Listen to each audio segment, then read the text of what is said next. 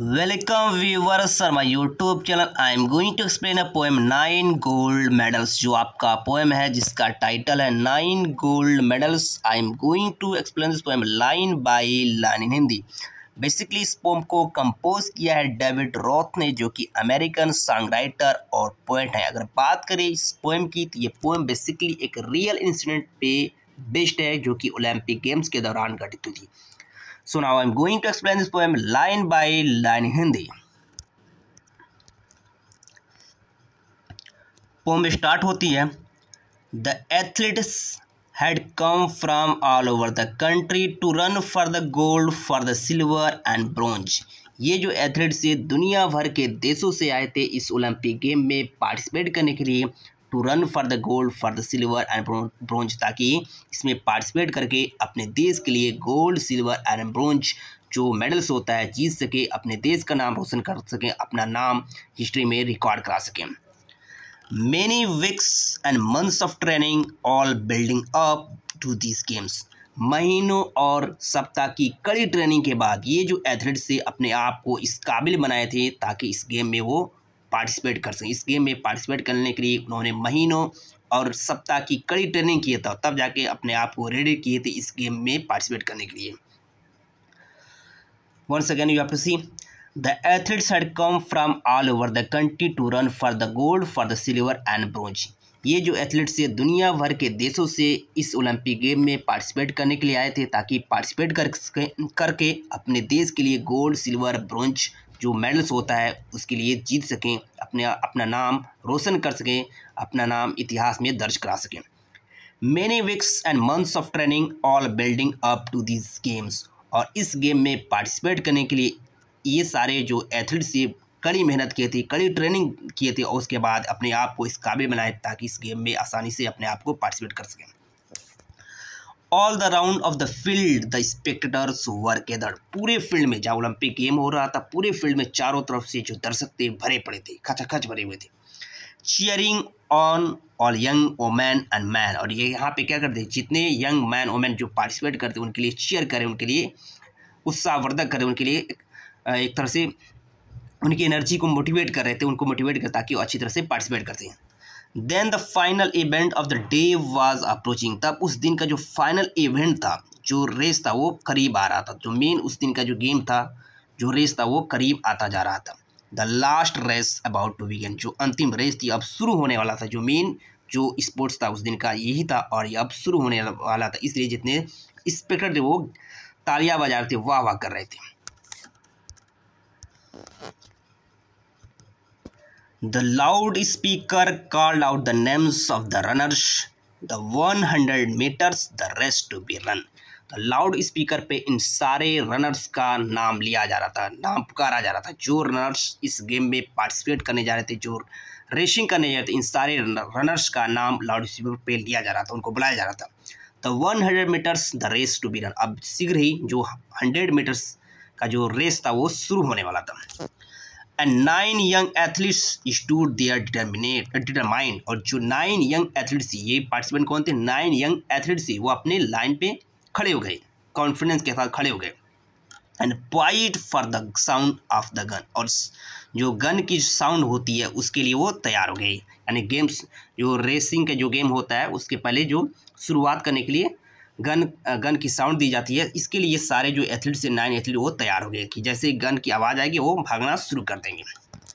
The signal was given the pistol explode. और जैसे signal दिया गया वैसे बंदूक की पिस्टल एक्सप्लोड करने, विस्फोट करने बंदूक की आवाज़ आने लगी. And so did the runners and hearing the sound. जैसे रनर्स इस साउंड को सुना वो भी भागना शुरू कर दिया, अपना काम शुरू कर दिया, वहाँ से रेसिंग करना स्टार्ट शुरू कर दिया.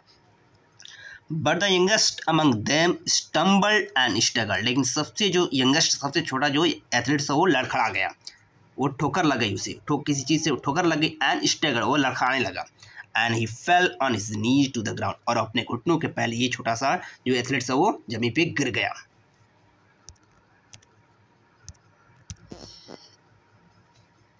He gave out a cry of frustration and anguish. वह निराशा और हताश में, पीड़ा में वो रोने लगा. हताश और निराशा, पीड़ा की वजह से ये जो यंग एथलीट्स है वो रोने लगा, चिल्लाने लगा. His dreams and his effort dashed in the dirt, क्योंकि उसका जो ड्रीम्स था, जो एफर्ट था, जो उसने सपने देखे थे, जितना प्रयत्न किया था इस गेम्स के लिए, सब कुछ समाप्त हो गए, धूल में मिल गए थे, मिट्टी में मिल गए, जैसे गिरा, जैसे जख्मी होकर गिरा, वो सब कुछ उसका सपना चकनाचूर हो गया, क्योंकि कड़ी मेहनत करके अपने आप को इस हद तक पहुंचाया था, इस फाइनल पीक पे पहुंचाया था, लेकिन जैसे गिरा, जैसे लड़खड़ाया, सब कुछ इसका सपना टूट गया। But as sure as I am standing here telling the story, लेकिन श्योर हो जाए, यकीन रखिए, मैं खड़ा होकर ये कहानी अब सुनाने जा रहा हूँ, मैं आपको ये कहानी सुनाने जाऊँ। उसके बाद क्या हुआ? Now it is strange one but here's what happened. ये तो बहुत ही अजीब चीज़ थी, क्योंकि महीनों की कड़ी मेहनत करने के बाद एक एथलीट्स उसी प्लेग्राउंड में गिर गई, ये बहुत ही अनोखी चीज़ थी, अनोखी बात थी। लेकिन उसके बाद क्या हुआ, अब मैं बताने जा रहा हूँ। The 8 other athletes stop in their tracks, और जो अन्य 8 जो एथलीट्स थे वो भी अपने ट्रैक पे, जैसे दौड़ते थे ऐसे ट्रैक बना होता है ना, तो अपने अपने ट्रैक पे वो जाके रुक गए, वो भी अपने अपने ट्रैक पे रुक गए। The one who had trained for long to compete, यानी कि वो सारे एथलीट जिन्होंने काफ़ी लंबी ट्रेंड किया था, अपने आप को इतना कठिन परिश्रम से गुजारा ताकि इस कंपटीशन को जीत सके, इस सारे एथलीट्स एकाएक करके रुक गए। One by one they turn round and came back to help me, और एक एक करके ये सारे एथलीट्स मुड़े और इसके पास, इस यंग एथलीट्स के पास मुड़कर आने लगे ताकि इसको हेल्प कर सकें। Lifted the lad to his feet, और इस छोटे से एथलीट्स को उसके पैरों पे खड़ा कर दिए, उसको प्रॉपर्ली स्टैंड करा दिए। Then all 9 runners join hands and continue, अब ये 9 रनर्स थे, अब उसके बाद एक दूसरे का हाथ ज्वाइन कर लिए, और उसके बाद से फिर अपनी रेसिंग स्टार्ट, अपनी दौड़ स्टार्ट शुरू कर दी। सारे जो एथलीट 9 एथलीट थे, उस घायल एथलीट्स को हाथ पकड़ लिए और एक दूसरे के हाथ जोड़ा लिए, जोड़ाने के बाद से अपनी जो रेसिंग थी वो शुरू कर दी। The 100 meters reduce to walk, अब ये जो 100 मीटर की रेस थी वो अब रेस नहीं रही थी, बल्कि एक वॉक के समान लग रही थी, जैसे वॉक कर रहे हैं, धीरे धीरे चल रहे थे, आराम से वो चल जा रहे थे।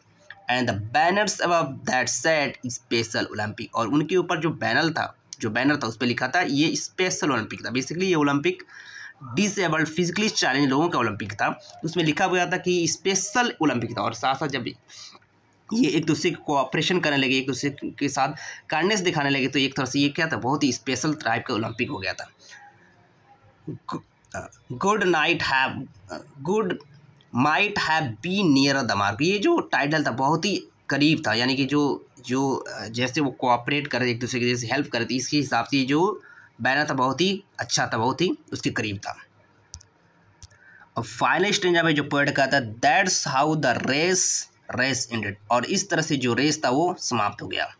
विद 9 गोल्ड मेडल्स, यानी सबके पास 9 गोल्ड मेडल, सभी एथलीट्स को, सारे पार्टिसिपेंट को एक एक गोल्ड मेडल्स दिया गया।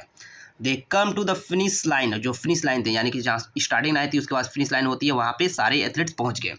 होल्डिंग हैंड स्टिल, अपने हाथ पकड़े हुए, अपने हाथ जुड़ाए हुए एक साथ पहुँची, सबको एक एक 9 मेडल दिया गया। And the banners above the 9 smiling face, और इन बैनर के ऊपर उनके 9 स्माइलिंग फेस, सारे मुस्कुरा रहे थे। said more than these words ever will, said more than these words will, और जो उनकी चेहरे की मुस्कान थी वो वर्ड से भी ज़्यादा कुछ बता रही थी। और इस तरह से कोऑपरेशन के साथ और कोऑर्डिनेशन के साथ ये जो ऑल पार्टिसिपेंट थे, सारे जो एथलीट्स थे, उन्होंने इस गेम को पूरा किया। इस तरह से जो आपका पोम होता है कंप्लीट होता है। I hope you have enjoy this poem. अगर आप मेरे चैनल पर न्यू है तो you have to subscribe my channel for new updates.